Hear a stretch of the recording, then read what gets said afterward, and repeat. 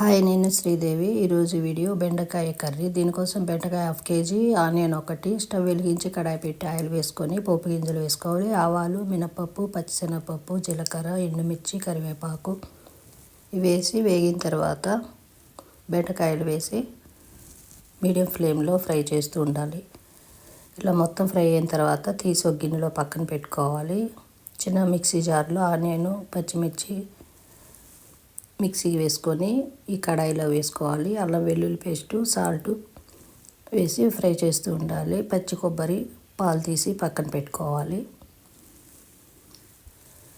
ఈ అల్లం వెల్లుల్లి పేస్టు, ఆనియన్లో పచ్చి ధనియాల పొడి, పసుపు, కారం, సాల్ట్ ఇవన్నీ వేసి ఫ్రై చేస్తూ ఉండాలి.